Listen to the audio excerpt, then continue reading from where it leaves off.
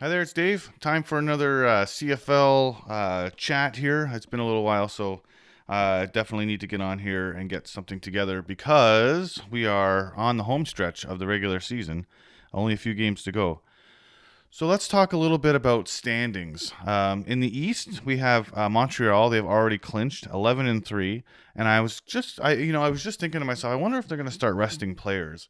But it might be a little too early. So at this time of this taping, Ottawa still is in second place at 8-6 and one tie, and the Argos are 8-7 after just beating Montreal. So losing to Hamilton and then beating Montreal.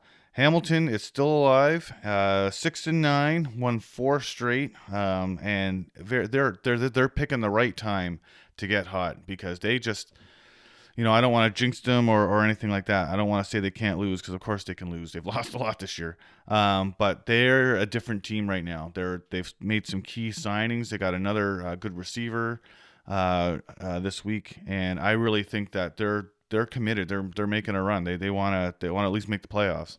And but they're looking good though. They're winning close games. They're winning the close games that they would have lost before. So let's look at the West. So Winnipeg is now in first place. Have been for a couple of weeks. They're 9-6, and they're hot right now. We got the rough. Now the rest of the West, and usually it's opposite. Usually it's the East that's always terrible, but the West has not performed well this year. Well, I mean Saskatchewan came out to a great start under their new coach, and I think they've done great this year, great things this year. However, they're 7-7 and one tie. The Lions are really hot and cold right now, 7-8, and then the Elks are 5-10, and the Stamps are 4-9. So those teams, there's a major because of how Hamilton's coming on. Even if Hamilton can't crawl into third place in the East, there's a very real chance they could cross over to the West because they have a better record than both the Elks and the Stamps. So those games get they're all the games right now are so important. So that's the standings right now. Winnipeg has not clinched yet, though. Just to clarify, Montreal clinched in the East, but the Blue Bombers have not clinched yet. First place in the West. I expect them to do that soon, but we'll see. Let's go and look at the schedule for this week and talk a little bit about the games. Okay, so let's look at the schedule. And again, I don't have time to go into these as much as I'd like to, but let's just talk a little bit about implications and see how. Sorry, I keep looking down. I'm looking at my tablet here, and see how this is going to shape out. So very, very, very, very important game against Winnipeg. Sorry, it's Winnipeg versus Hamilton. In Hamilton, Ticats got to win. No question about it. They got to win. They got to win if they want to crawl into third place in the East, which I would prefer rather than a crossover. They really need to win tomorrow, I should say. Yeah. What else can you say? They're in good position. They're red hot right now, winning four straight. But Winnipeg has come on too. So, I mean, really, it comes down to can the Tiger Cats stop Oliveira? Can they make Winnipeg one dimensional?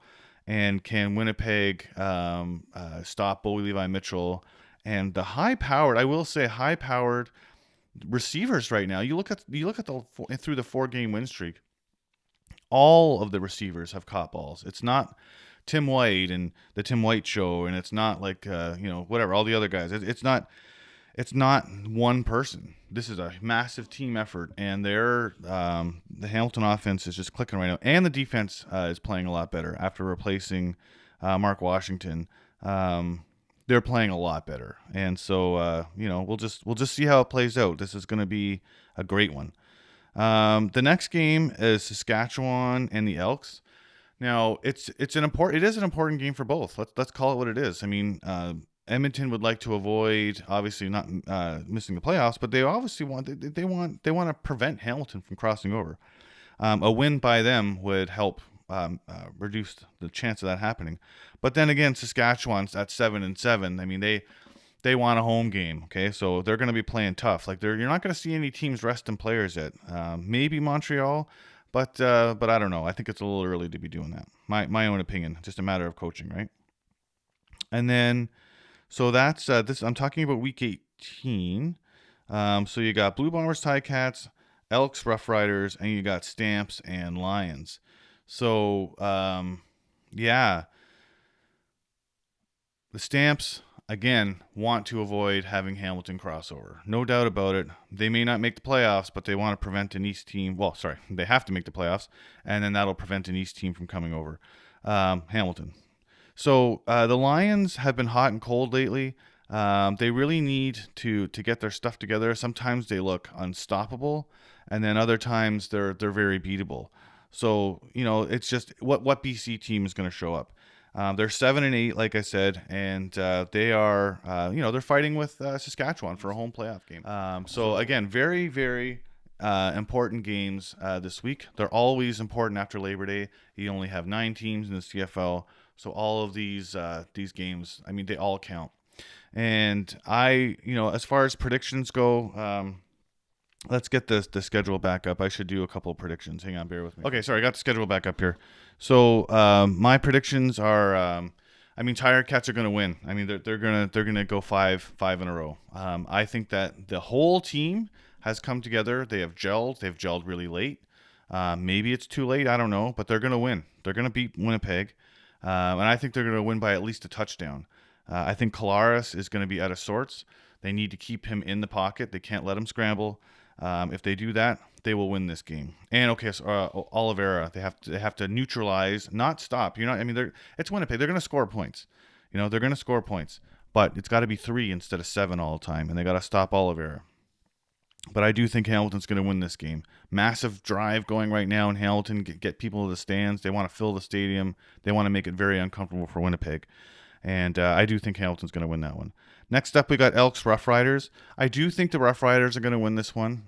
They're in Edmonton, but that doesn't mean anything right now. I'm sad to say it, though. Edmonton, they're not getting fans out. I mean, why would they? They've sucked for like 2 years. Sorry, Edmonton. But I'm a Tiger Cat fan. I know what you're going through.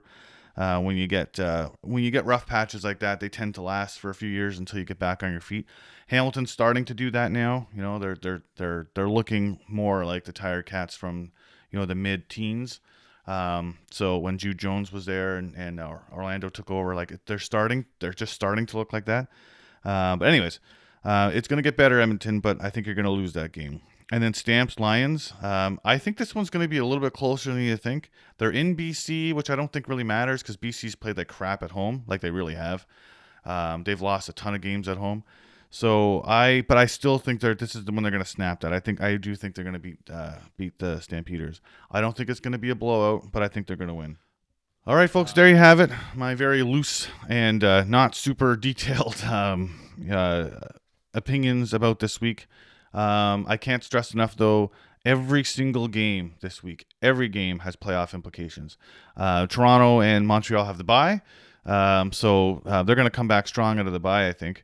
Every single one of those games, even the ones where the teams have losing records, still have major playoff implications. So watch a game, go to a game, support this great league, and we'll see what shakes down and see what the playoff picture looks like after week 18.